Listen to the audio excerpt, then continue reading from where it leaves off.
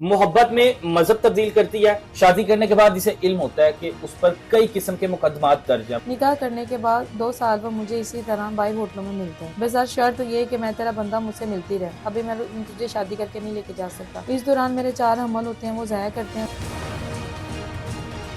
उसके वालिदैन ने बोला कि बच्चा हमने नहीं लेना, इससे बच्चे पैदा नहीं करने, ये तूने किया था, तेरी मर्जी सी, तेरा खुडोना सी, तू इतना खेड़।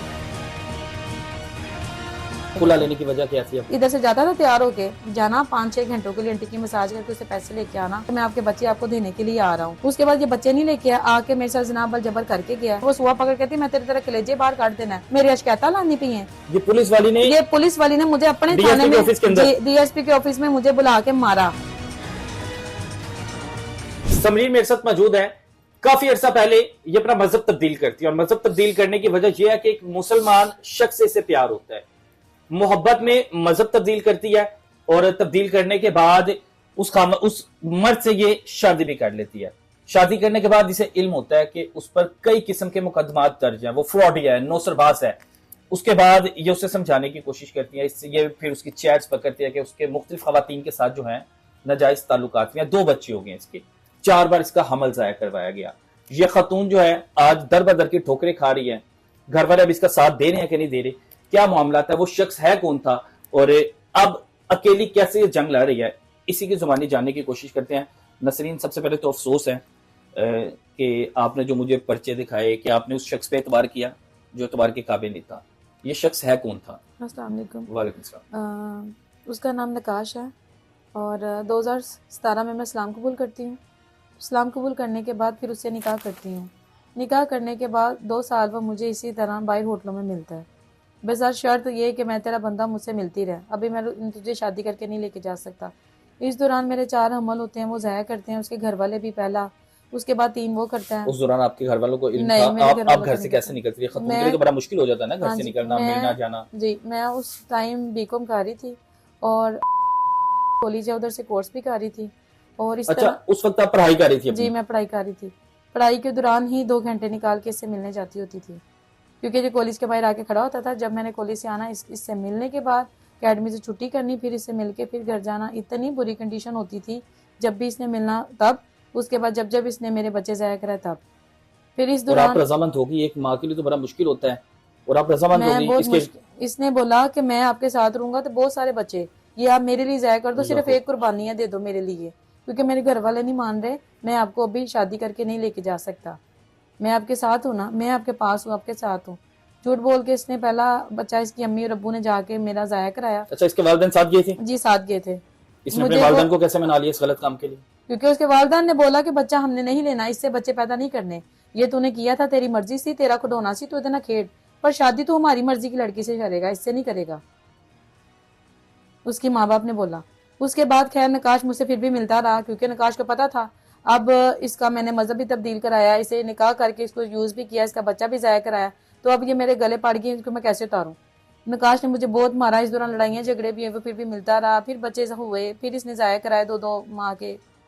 और निकाह का जो नकाश के घर वालों को पता लग गया था? हाँ जी, लग गया था। आपके घर वालों को? मेरे घर वालों को नहीं था तब। आपको नहीं था? नहीं, मैंने 2019 में अपने घर वालों को बताया, और जिस दौरान ने मेरे बच्चे ज़ाया तब मैंने अपनी अम्मी को और भाभी को बताया था, पर बाकी भाइयों को और अब्बू को नहीं था पता। 2019 में फिर जब मेरी शादी हुई तब भी मेरे घर पे किसी को नहीं पता, सिर्फ अम्मी को और भाभी को पता है। यहाँ मेरी जो आंटियाँ थी जिनका मैं पार्लर का काम करती हूँ, बाजियों का, उनको पता था बस। जब मेरा 2020 में मुझे पहला बेटी होती है तब जाके मेरे घर वालों को पता चलता है कि इसकी ये कंडीशन, क्योंकि उन्होंने मुझे मार के घर से निकाल दिया था कि हमने ये भी बच्चा नहीं लेना। आप इसके घर में भी रही हो फिर? हाँ जी, मैं कितना अर्सा इसके घर में रही हो? इसके घर पे कम से कम तो कोई 5-6 महीने रही होंगी, वो भी मार कुटाइयाँ खाती रही हूँ, दांत तोड़ना, हड्डियां तोड़ना, बाल काटना, हर तरह का इसने मुझे मारा पीटा के हमारे घर से निकल जा, ये हक मैं माफ कर मुझे, और तलाक नकाश के वालिदैन पहले तो आपको कबूल नहीं कर रहे थे? नहीं थे, फिर कैसे कबूल कर लिया? वो मजबूरी थी उनकी, क्योंकि मतलब उसके गले जो मैं पड़ गई। मैंने बोला कि तूने मेरे लिए मुझे अपना मजहब छुड़ाया, अब मैंने तेरे लिए निकाह किया, तूने मेरे बच्चे ज़ाया कराया, मुझे रख जिधर मर्जी। घर वालों की रजामंदी से आप रुखसत हुई थी फिर? नहीं, मेरी सिर्फ अम्मी को पता था और भाइयों से, अब्बू से, सबसे चोरी हुई थी। तो बाद में उन्होंने इशू नहीं बनाया इस चीज का बनाया, कि वो लड़ाई कहाँ गई? झगड़े हुए, बहुत मसले मसाइल हुए, मेरी अम्मी को भी मार पड़ी थी। बड़े मसले मसाइल हुए हमारे आपकी घर पे। वजह से? हाँ जी, मेरी वजह से। आपकी भाभी- वालदा भी मार खाती रही? हाँ जी, भाभी भी खाती रही मार, और मतलब काफी मसले हुए, खानदान गली मले वाले एक एक बंदा ताने देता था, और वो शर्म के मारे घर से बाहर नहीं थे निकलते। जो कुछ मैंने देखा या सुना है, मेरी वजह से मेरे घर वालों ने बड़ी मतलब अजीतें बर्दाश्त की हैं, और इसकी वजह से मैंने बहुत ज्यादा की हैं। अब आपके बच्चे कितने हैं? अब मेरे 2 बच्चे हैं। 2 बच्चे हैं। क्या जी। उम्र है उनकी? बेटी की मेरी 6 साल है, और बेटा मेरा 3 साल का कल हुआ है, कल उसकी सालगिरह थी। बच्चा 3 साल का अब हुआ है। जी। तो बच्चों से मिले कितनी देर हो गई आपको? मैंने 2023 में के बाद अपने बच्चे नहीं देखे। नहीं देखे? नहीं खुला देखे। लेने की वजह क्या थी? अब ये मुख्तलिफ औरतों के साथ गंदे काम करता था, आईएमई नंबर चेंज करता, चोरी डिकेटियां करता, फेस 1 से लेके 8 तक जाके आंटियों की मसाज करके उनसे 5-5 हजार लेके आता है। उसके बाद एक आमना अशरफ आंटी है, उसके साथ गंदे काम करता था। वो किसी तरीके से हमें मुझे ढूंढ के ना हमारे घर आके कहती है, जी ये सोने का सेट है, ये मेरी 4 अंगूठियां आपका बंदा ले गया, 50,000 रुपया भी ले गया, जिसकी FIR कंप्लेन है, सारा कुछ मेरे पास पड़ा हुआ है। मैंने उसको बोला, बेबी मैंने भी छोड़ दिया उसको, तो तू जाके FIR करा। उसने शेरा कोर्ट में इसका पर्चा कराया जना का, और उन जिमनियों में इसके वकील ने और इसने मेरे खिलाफ ही जिमनियां ली थी कि साहबका बीवी ने ये पर्चा मेरी मशूक के साथ मिलके कराया है। और अब जो मैंने इसके ऊपर FIR कराई है, मैंने इसके ऊपर मतलब इससे खुला ले ली, अदालत से भी लिया, वो भी मेरे पास स्टैंप पे लगी हुई पेपर है। खुला लेने की वजह यही थी कि ये औरतों से गंदे काम, देखो चोरियां टिकटियां बर्दाश्त की, दान तोड़े बर्दाश्त किए, बाल काटे, हड्डियां तोड़ी, बच्चे जाया कराए, इसके लिए दुनिया की हर तकलीफ बर्दाश्त की, सब कुछ बर्दाश्त किया। अब एक औरत जो नहीं बर्दाश्त कर सकती, वो एक दूसरी औरत बर्दाश्त नहीं कर सकती। कितने अरसा बाद आपको पता लगा था कि चोरियां डिकेटियां करते हैं? शादी से पहले नहीं पता लगा? 2017 में इसका पहला पर्चा जो टोन में हुआ था, वो इसने मुझे बताया, मैं इतना शरीफ मासूम हूँ, हाफिजे कुरान हूँ, ये मेरे दोस्तों ने मेरे ऊपर FIR कराई है। मैंने कोई चोरी नहीं की, मैंने कोई चोरी का फोन नहीं बेचा। ये भी इसने मुझे झूठ बोला, उसने अपनी बातों में लाया, मैंने इसके ऊपर यकीन किया। उसके बाद 2022 में 23 में मतलब इसी तरह चोरियां डिकेटियां करता रहा। फिर धीरे धीरे इसके राज मेरे ऊपर खुलते रहे, मैं धीरे धीरे इससे पीछे हो गई। 2022 के बाद मेरा इसके साथ मियाँ बीवी वाला कोई वास्ता रिश्ता नहीं है। शादी के दौरान कितना अरसा आपकी शादी रही से? मेरी अब आके प्रॉपर तौर पे जो खत्म हुई है वो, या वैसे शादी रही कितने अरसा आपकी? वैसे 2017 में भी मार कुटाई, 18, 19 में भी मार कुटाई, 20 में भी मार कुटाई, 6 साल तकरीबन शादी 21 में भी मार कुटाई। हाँ, और 6 साल के दौरान सब पुलिस लेके जाती थी, अरेस्ट करती थी? हाँ जी, अरेस्ट करती थी इसको, अरेस्ट करती थी इसको। फिर मैंने खुद से अपने कजनों को, कुछ रिश्तेदारों की मिन्नत करके, जो तो मुस्लिम लोग हैं, जो मैं कहती थी मेरी हेल्प करें, मैं आपके मजहब पे आई हूँ, उन्होंने हेल्प करना और इसको छुड़ाने के लिए जाना, चीजें घर की बेच के इसको छुड़ाने के लिए जाना। काम क्या करता था ये IMEI नंबर चेंज कर और चोरियां टिकटियां कर। तो घर का खर्चा कैसे चलाता था? इसी तरह घर पे बैठा रहता था, लड़के आते थे इसको फोन देते थे, या इसको बाइक पे बिठा के लेके जाते थे, क्योंकि ये थोड़ा जिम करता था, तो जाके लोगों से फोन छीन के उनका सेटिंग करके चेंज करके IMEI नंबर तो जाके बेचता था। या आंटियों की इधर से जाता था तैयार होके, जाना 5-6 घंटों के लिए आंटी की मसाज करके उससे पैसे लेके आना, घर का खर्चा उठाना बस। या मुझे कहना, तेरी अम्मी सरकारी मुलाजिम है, चल अपनी माँ से पैसे लेके आ। तो वालदा से पैसे मंगवाती थी? तो मैं भी लेती थी अपनी अम्मी से, अम्मी मुझे मारेगा, तेरी मेहरबानी मुझे पैसे दे दे, मेरी अम्मी मुझे देती इतना डरती थी फिर? हाँ जी, क्योंकि वो मुझे मारता था, मेरी बेटी उसके पास थी। आपको नहीं लगा कि एक गलत शख्स से शादी करके आपने अपनी जिंदगी बर्बाद कर दी? हाँ अपने साथ साथ अपने घर वालों की भी, अपनी जी, वालिदा किया। की भी, अपनी किया। भाभी भी आपकी वजह से मार खाती रही? हाँ जी किया, पर क्या करती भाई, मैं उस वक्त कदम उठा चुकी थी, और मेरा बच्ची भी हो गई थी, और इतने ज्यादा हमल भी जाया हो चुके, ना इधर की रही ना उधर की रही। तो फिर इसके साथ मुझे मजबूरी वक्त चलाना पड़ा कि शायद आज नहीं कल नहीं ये ठीक हो जाए, बंदा बन जाएगा, कोई बात नहीं, अल्लाह ने औलाद भी दे दिया, मैं मुसलमान भी होगी, इतने तकलीफें भी इसके लिए उठाए, आज नहीं कल नहीं ये मेरी कुर्बानियों का सिला देगा, जो अच्छा हो जाएगा। आपने कोई जना का पर्चा भी इस पे करवाया हुआ है? हाँ जी, क्योंकि मैंने इसके और एक खामद पे करवाया है? नहीं, मेरा साहब शोहर है, मैंने ये अदालत से तलाक लिया उससे। अच्छा, खुला लेने के बाद? खुला लिया अदालत से भी, और यूनियन काउंसिल से भी खुला लिया है, मोसे सर्टिफिकेट यूनियन वालों ने मुझे दिया है। उसके बाद मैंने इसको दिखाया भी है, मैं तेरी बीवी नहीं, मेरे बच्चे वापस कर दे, जिधर भी है मेरे बच्चे तू दे दे। इसने बोला 22 अक्टूबर को बोला कि मैं आपके बच्चे आपको देने के लिए आ रहा हूँ। उसके बाद ये बच्चे नहीं लेके आके मेरे साथ जनाब जबर करके गया। उसका 15 की कॉल करके पुलिस मौके पे 15 की कॉल आ जाती है। उसके बाद ये पुलिस में जाता है, आईओ कॉल करके मुझे बुलाती है, मेरे सारे डॉक्यूमेंट ले लेती है, ओरिजिनल सारे डॉक्यूमेंट गैप कर लेती है, फोटो कॉपियां भी गैप कर लेती है। उसके साथ मिलके मेरी ओरिजिनल तलाक को 2 नंबर साबित करके मेरे ऊपर FIR करके उसको बरी कर दिया। बरी करने के बाद अब आईओ और नकाश और उसका जो बहन का बंदा वकील है ना, वो सारे मिलके बच्चों का केस किया हुआ है उन्होंने उधर, और उधर ये लिखा हुआ है कि मैं करप्ट औरत हूँ, खराब क्रिमिनल औरत हूँ, मेरे ऊपर FIR हैं और ये बच्चे नकाश को दिए जाएं। नहीं, आयु आपके खिलाफ क्यों जाएगी? क्योंकि आयु ने मेरे से 70,000 लिया, 50,000 और मांग रही थी, मैंने उसकी कंप्लेंट जाके सिविल लाइन की है। कोई सबूत वगैरह आपके पास कोई 70,000 देने का? बाय हैंड मैंने उसको दिए। मेरा कजन था, मेरी बहन थी, और जिस दिन ये बात हुई थी उस दिन काफी लोग थे, जिस दिन मतलब बात करने के लिए पैसों का इसके साथ डील किया। आपने खातून को पैसे दिए? मैंने दिए, ये सच है, मैंने उसको दिए 70,000 दिया। बाकी जो ऊपर खाए पिए हैं, और किला गुजर सिंह गढ़ी शोह थाना है, उसके साथ रेस्टोरेंट है, उधर से आप वीडियो हमारी निकाल लें। उधर कितने बंदे पुलिस वाले, ये थी नकाश था, सारे बैठे हुए थे। 11,000 रुपए का इन्होंने उस दिन खाना खाया है मेरे पल्ले से, कि तुझे इंसाफ मिलेगा, तेरे बच्चे भी मिलेंगे, इसने तेरे साथ रेप किया, ये जेल में जाएगा और हमें खाना खिला, आखिरी टाइम देख ले इसको। अब आज तेरे बच्चे आ जाएंगे, टेंशन ना ले, अभी तेरे थाने में तेरे बच्चे आएंगे। तो फिर अगर बकौल आपके आपने बताया कि 70,000 रुपए दिया, तो फिर आयु ने आपके खिलाफ क्यों? क्योंकि होर मांग रही थी मेरे से 50,000। मैंने बोला अब नहीं है, जितने थे बस यही दिए, लोगों से उठा के चीजें बेच के तुझे पैसे दिए, अब नहीं है। उसकी मैंने कंप्लेन की जाके, शम्स तब्रेज को इन्वेस्टिगेशन इंचार्ज है, उसने आगे से उसको बोला कि तू पैसे क्यों ये मांग रही है, ऐसे मेरिट पे काम कर, ये मेरी बहन है, इसने इस्लाम कबूल किया है, मुसलमान ही मुल्क है, इस्लाम का मुल्क है, इसने इस्लाम कबूल किया, ये हमारी बहन है, इसे पैसे ना ले, इसके साथ हुई, इसका इंसाफ करी।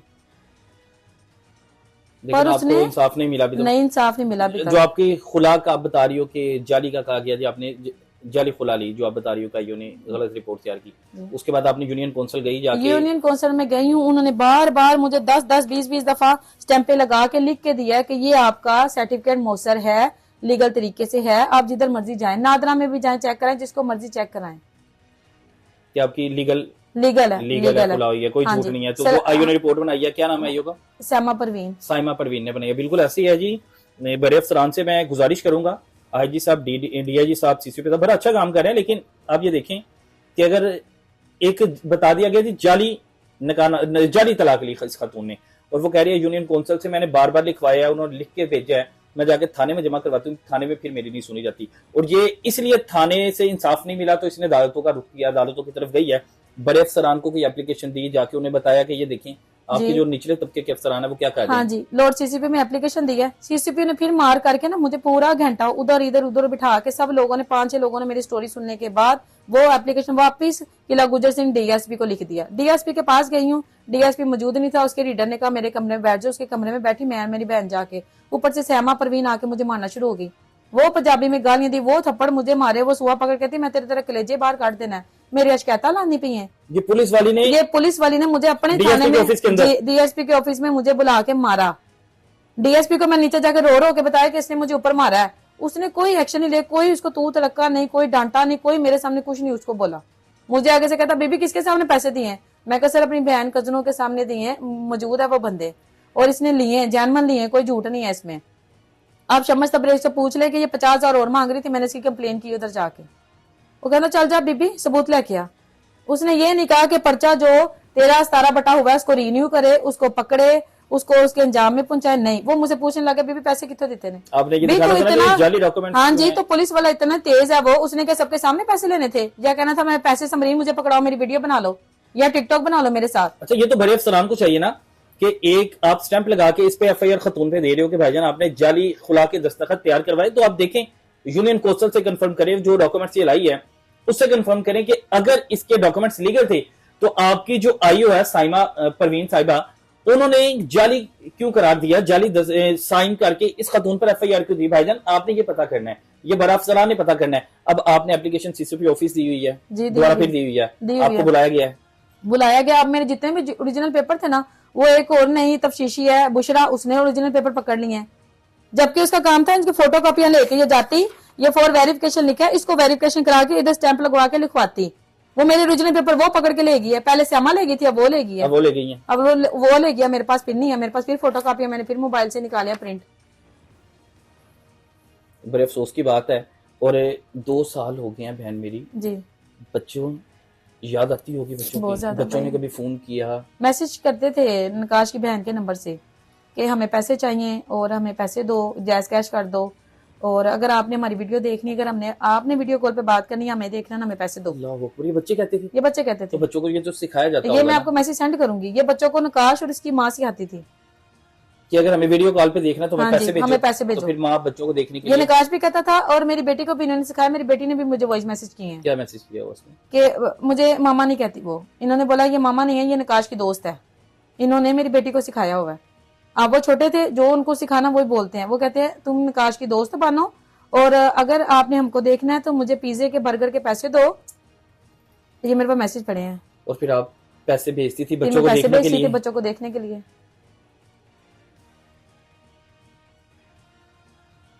अभी दिल करता है बच्चों को देखने को, बच्चों को बहुत पास ज्यादा, रखने को। बहुत ज्यादा। अब सुबह डेट लगी हुई है, उधर भी उन्होंने झूठ बोला है कि मैं क्रिमिनल हूँ और ये बच्चे मुझे मेरी कस्टडी में दिए जाए, जबकि क्रिमिनल वो, जना के पर्चे उसके, चोरी और डकैती के उसके, जैली करेंसी उसने चलाई, आर्मी नंबर वो चेंज करे। अच्छा, इतने एफआईआर है, इतनी इतने एफआईआर मुकदमात हैं, हैं, ओरिजिनल हैं, और मेरे पास सबके और पेपर हैं। क्रिमिनल आपको बताया जा रहा हाँ है। जी, और क्रिमिनल मुझे बता के मेरे बच्चे छीने जा रहे हैं। अदालत भी सही नहीं सुन रही, ना इंसाफ कर रही है।